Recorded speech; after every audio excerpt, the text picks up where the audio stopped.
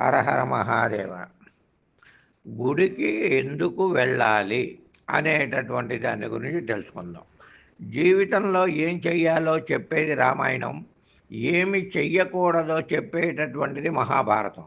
జీవితంలో ఎలా జీవించాలో తెలిపేది భగవద్గీత. దేవాలయానికి వెళ్తే అక్కడ యంత్రబలం వల్ల మానసిక ప్రశాంతత, గుడిలోని నిశ్శబ్ద వాతావరణం, సానుకూల శక్తులు మనసును ప్రశాంతపరుస్తాయి, ఒత్తిడిని తగ్గిస్తాయి. ఆలయాలు దైవశక్తిని కేంద్రీకృతం చేస్తాయి. అక్కడ దైవాన్ని సులభంగా అనుభూతి చెందవచ్చు. యథార్థంగా చెప్పాలి అంటే విగ్రహ బలానికంటే కూడా యంత్రబలం గొప్పది. బయట రాయిని శిల్పంగా మారుస్తే పూజిస్తారు. భగవంతుడు అనగా పరమేశ్వరుడు సర్వంతర్యామి.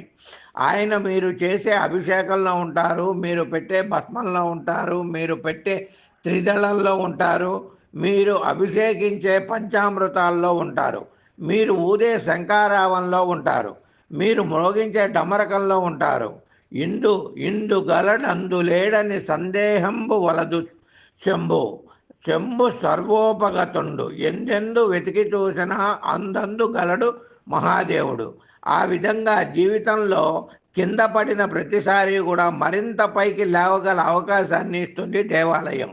మన శ్రీ శైవ మహాపీఠం కానివ్వండి, లేకపోతే శివక్షేత్రాలు కానివ్వండి, శివాలయం కానీ, ప్రతి ఒక్కరూ రోజుకొక్కసారైనా కానీ శివాలయానికి వెళ్ళి శివదర్శనం గావించి రండి, మీకు ఎంతో అభివృద్ధి కలుగుతుంది. వాన నీరు బయట ఉన్న శివలింగం మీద పడితే అది తీర్థంగా మారుతుంది.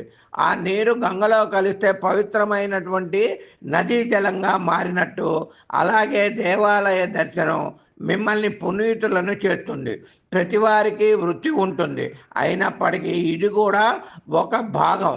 మరవద్దు మిత్రమా, అంతర్వాహినిలాగా త్రివేణి సంగమంలో లాగా పవిత్రం అవుతావు, ఇది సత్యం. సర్వే జనా సుఖినో భవంతు, సమస్త సన్మంగళాని భవంతు. జ్యోతిష వాస్తు